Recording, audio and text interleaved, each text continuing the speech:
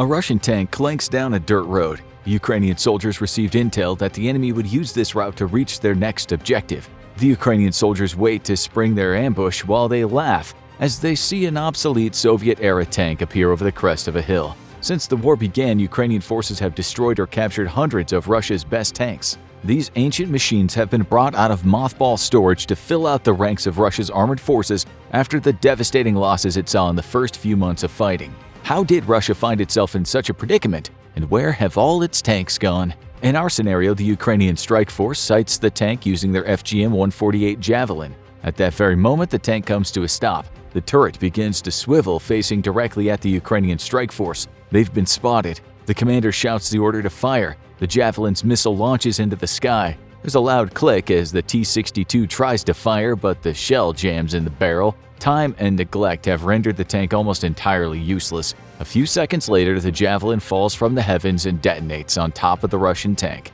Another piece of armor bites the dust as the Ukrainian soldiers pack up their gear and head to the next target. There are very practical reasons why Russia has run out of modern tanks and has been forced to use their Cold War stockpiles to pad their army. We'll talk about all of them as this show progresses. This type of scenario has played out across the Ukrainian battlefield since the invasion of the country began back in February 2022. Putin really believed that Russia could just roll across the border and claim Ukraine as its own, but this is not what happened. At the beginning of the conflict, Russia boasted it had over 2,800 tanks. Yet now we're seeing old armored vehicles being brought out of storage to replenish the Russian battalions. Hundreds of Soviet-era tanks have been loaded onto rail cars and carried to the front lines. When Russia invaded Ukraine, the main tanks being used were the T-72s, which were already decades old. Newer tanks have also been deployed, but in nowhere near the same numbers as the T-72. Before the war began, military advisors warned Putin that if the full might of the Russian military wasn't deployed in the initial invasion, they might run into trouble later on. And this is exactly what happened. The hit-and-run tactics the Ukrainian forces engaged in allowed them to not only destroy Russian tanks, but capture them and repurpose the vehicles for their own use. And as we quickly approach a year since the conflict began, it's becoming more and more clear just how much trouble Russia is in. The fact was made abundantly clear when a video surfaced of the precursor to the T-72 being taken out of storage and deployed to the front lines. The tank that is now making an appearance in the war is the T-62, which is all but obsolete.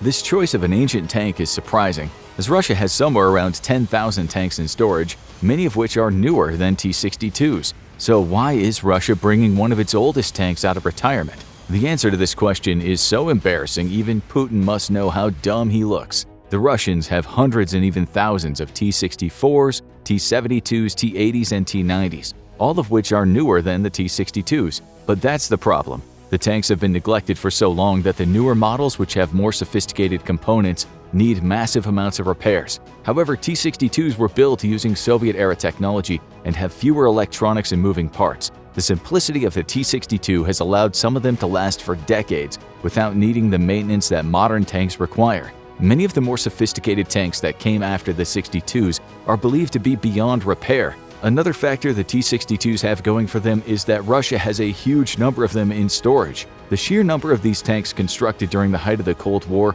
likely means that at least a few were found without too much corrosion or rust damage. Even more unfortunate for Russia is the fact that their most advanced tank to date, the T-14 Armata, has not even begun rolling off the assembly line in any meaningful numbers yet. Several years ago, Russia planned on purchasing thousands of these tanks to serve as their main armored force in future conflicts. However, production never began. Putin ordered more tanks to be built, but it's too late. Harsh sanctions and a lack of resources have brought the T-14 production to a standstill. The fact that Russia is now deploying tanks that were starting to be retired in 1975 does not bode well for their war effort. There are several reasons that Vladimir Putin and his army are now scrambling to find ways to replenish their armored division. Much of it has to do with Ukrainian doctrine and their refusal to give up their country.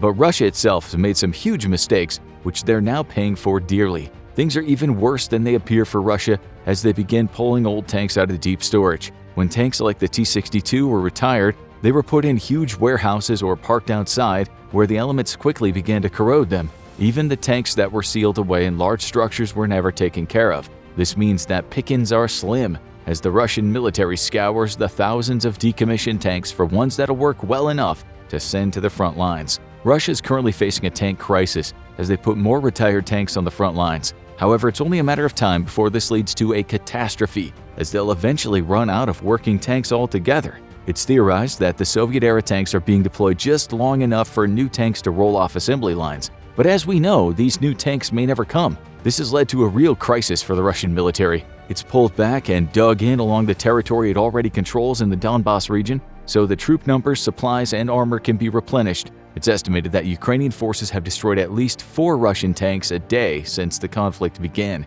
Obviously, on days when there's intense fighting, more tanks are lost than when there's a lull. However, recent estimates suggest the Russian military has lost over 8,400 vehicles and pieces of equipment since the conflict began. This includes around 1,500 tanks, which have either been completely destroyed or captured by the Ukrainian forces. At this point, Russian military officials must be incredibly embarrassed and afraid for their lives. Putin does not take too kindly to failure, and these numbers suggest the invasion has been a huge failure thus far. As Russia starts replenishing its battalions with obsolete tanks, the numbers of losses will only increase for Russia. Less advanced tanks make easier targets, which means the Ukrainian military can keep using the same tactics, while simultaneously taking out even more of Russia's armored divisions. What makes Ukrainian troops so effective against Russian tanks? Some of the reasons are pretty obvious, while others are almost unbelievable.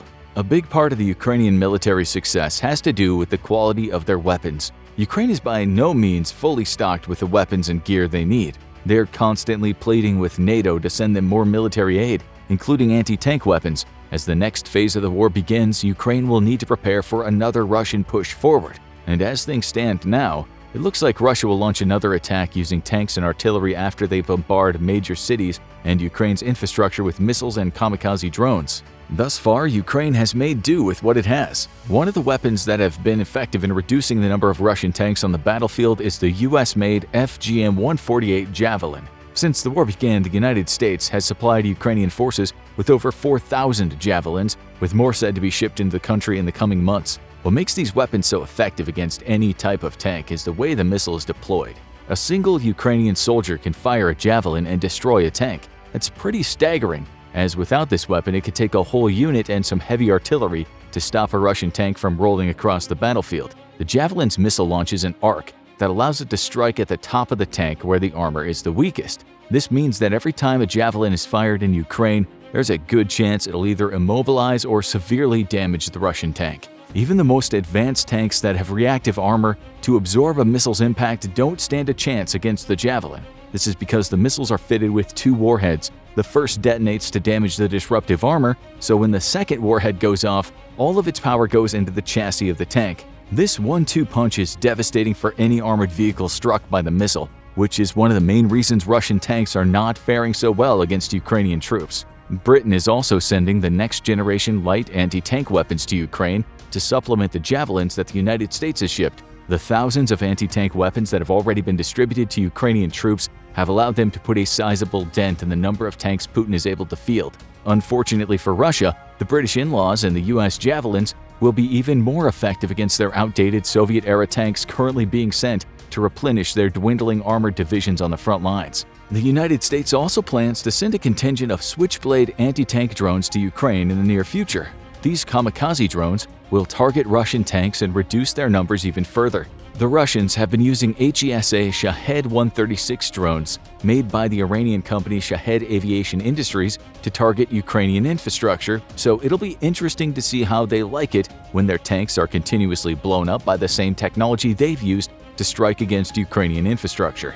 Ukrainian troops' high-tech anti-tank weapons and well-executed missions are the main reasons why Russia is running out of tanks. Ukrainian soldiers are destroying them faster than Russia can make them, which is not what Putin expected. However, there are a few other factors that are leading the rapid decline in Russian tank numbers, and the only one Russia can blame for this is themselves. Russia's tactics when using tanks are a mess. The most common makeup for a Russian unit is known as a battalion tactical group. This consists of a company of tanks, infantry, and artillery, which doesn't seem like a bad combination at first. But Russia has really messed up the numbers of each within the unit. More often than not, these battalions are made up of mostly armored vehicles and tanks, with a small contingent of troops tacked on for protection. Battalion tactical groups are really good at moving quickly, packing a punch and hitting a target hard. However, if they come under attack, they're highly vulnerable. Ukrainian forces have exploited this flaw in the Russian battle plan by waiting for a battalion tactical group to pass by and ambushing them. Using javelins or other anti-tank measures is relatively easy against these Russian units because there are no troops to support the armor. Ukrainian infantry can hide within densely structured areas where the tanks can't maneuver well, which gives them the upper hand. If Russian commanders included more infantry in the battalion tactical groups, these exposed tanks might have a chance against Ukraine's guerrilla tactics. This would be highly beneficial for tanks operating in urban areas or locations where the terrain limits maneuverability. However, Russia still hasn't modified its tactics to take these things into consideration. Therefore, Ukrainian troops continue to incapacitate or destroy Russian tanks that don't have the support they need to successfully fight the types of battles being waged in Ukraine. Along with having battalions without proper support, Russian tactics have another fatal flaw. Before sending tanks into battle, it's important to survey the area using drones or aircraft. However, Russia doesn't seem to be doing this, which has allowed Ukrainian troops to get into striking positions along the routes Russian tanks are using. Ukraine has kept Russia from claiming complete air superiority in the region, which has definitely helped its tank-destroying efforts. Their units take out several tanks at a time and then fall back to prepare for the next fight. These hit-and-run tactics are working like a charm and causing massive losses for the Russians. However, if Russia starts conducting flyovers before moving their tanks into position, it could save a lot of armor from being lost. Recent reports by defense intelligence agencies suggest Russia's moving away from its traditional battalion tactical groups as they finally realized how ineffective they are. But it's a little too late, as the Russian army has already lost hundreds of tanks as a direct result of using BTGs. It's unclear why it took so long for Russia to leverage its numbers and make changes to its unit structure, but it likely has to do with our next point. Besides good Ukrainian tactics and poor Russian tactics, there's another even more awkward reason why Russia is running out of tanks: incompetence. Data collection conducted by independent organizations has suggested that somewhere around half the tanks Russia has lost during the war have either been abandoned or captured. Most experts believe this is due to the incompetence of Russian soldiers. To be fair, it's not entirely their fault. Many of the Russians fighting in Ukraine were just conscripted before the invasion and don't have any battle experience. This factor, on top of very little training, is a recipe for disaster. This has led to entire tank crews abandoning their vehicles and running for their lives. The craziest part is that abandoned tanks are not always the result of Ukrainian ambushes or even fighting breaking out. Some of the Russian tanks that Ukraine recovered were deserted because they had run out of fuel. Think about that for a moment. A war machine worth millions of dollars left for the enemy to capture because it ran out of gas. That brings wartime incompetence to a whole new level. It's almost as if Russian soldiers don't care if they win the war or not, which might be closer to the truth than Putin or anyone in his government wants to admit. Last spring, tanks got stuck in the mud as the snow melted. Regardless of the risks, the Russian High Command ordered the tank battalions to push forward in these conditions. The results were inevitable. Many tanks became bogged down to the point they couldn't be pulled out of the muck and were abandoned. So it appears the incompetency of the Russian military runs all the way through the ranks. It's these unbelievably dumb decisions that have led to hundreds of tanks being captured by Ukraine. And once the ground hardens and the gas tanks are filled up again, these war machines can be used by Ukrainian forces to fight the very country that built them.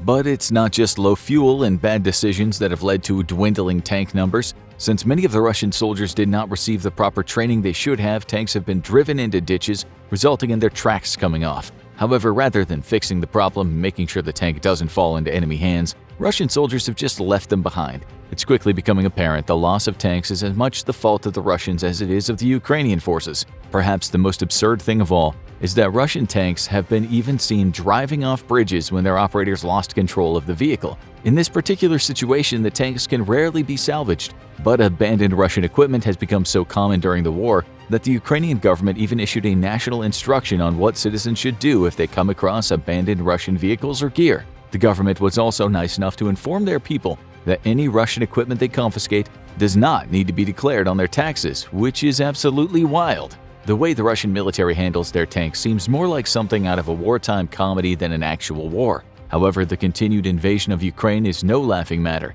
As the winter months continue, Ukraine desperately needs more weapons to fight against this next wave of Russian attacks. Currently, Russian forces have pulled back to lick their wounds and replenish their numbers. After months of fighting, more than 100,000 Russian soldiers have been killed or injured. The Ukrainian people have been battling bravely, but if they do not receive the support they need, Russia will eventually be able to throw enough men and outdated weapons at them to cause greater destruction and loss. Right now, we know the Russian tank numbers are so low that they're bringing Soviet-era tanks out of retirement. These models might be obsolete, but at this point Russia doesn't have a choice. More tanks are being built and will hit the front lines when they're completed, which is why it's vital that Ukrainian forces have weapons to defend against them. Right now, most of the damage being done to Ukrainian infrastructure is by missiles and drones striking power stations and factories. This has left much of the population without any energy or heat. The brutal war that Russia has started will not end as long as Vladimir Putin is in power. And since the psychopathic dictator has a stranglehold on the country and the people in it, the war will likely continue into the coming months regardless if Russia's tank numbers continue to decline.